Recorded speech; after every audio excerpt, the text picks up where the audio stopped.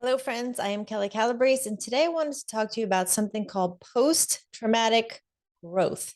I'm sure you've heard of post traumatic stress, but perhaps you've never heard of post traumatic growth. And that should be really good news for you because what it is it's when you've been affected by trauma, which could create PTSD, but you find a way to create a new meaning from that experience, and you do it in order to live in a different way than you did prior to the trauma. So, what that means is that both trauma and transformation can coexist together.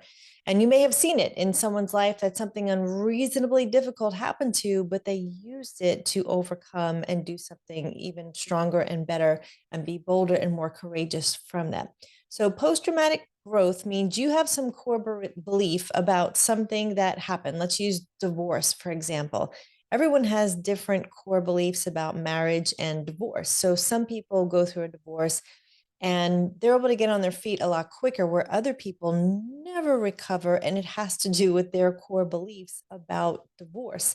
The greater the pain, the greater the opportunity and potential for even more growth. So that should really excite you if you have been through something painful. However, if you only focus on the trauma, now you're really limiting the opportunity for growth. And also, if you only focus on the growth, you're not really ever addressing the pain. And what you stuff down will eventually come up when things get challenging in your life. So they need to coexist together. If you're focusing on the trauma only, you're probably finding yourself in survival mode. And this is that victim mentality where the world is happening to you and there's nothing you can do about it. And you're placing blame, really not taking responsibility. It is hard if you're living in that survival mode. It is terrible. I have been there. I think at some point we've all been there in our lives.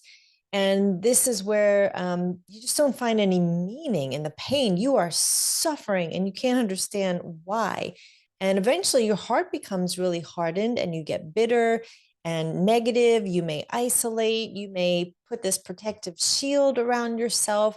And that's what happens when something traumatic happens, but you stay in survival.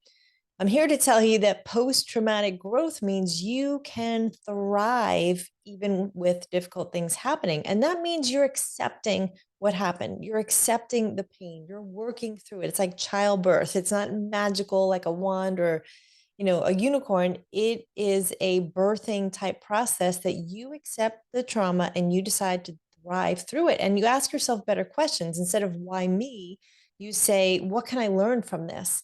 What is the meaning of this pain? And there has to be some spiritual component to it as well, because it is a journey. It doesn't happen in a moment necessarily. It could take some time. And in that time is where you're transforming because you're changing your beliefs, which are then changing your thoughts, which are changing your words. The words then change your actions. The actions change the habits change the character, and the character changes the identity. That's where when you see someone, you're like, wow, something has changed, something has shifted. And what we want to shift is something in a really positive way. So, post traumatic growth, it's not automatic. It does take community. So, it takes people, it takes friends, it takes a wise group of people and counselors and coaches around you. You probably will not do this by yourself. It also takes truth. You need to shine the light on what is real in this situation, not the lies that perhaps you were believing when you may have been stuck and stopped in post traumatic stress. It's going to take some rethinking, some renewing your mind, some restructuring of your brain so that you do believe and think and act differently and become something different. Imagery is something that you can use to start to imagine and create this exciting and this vibrant future.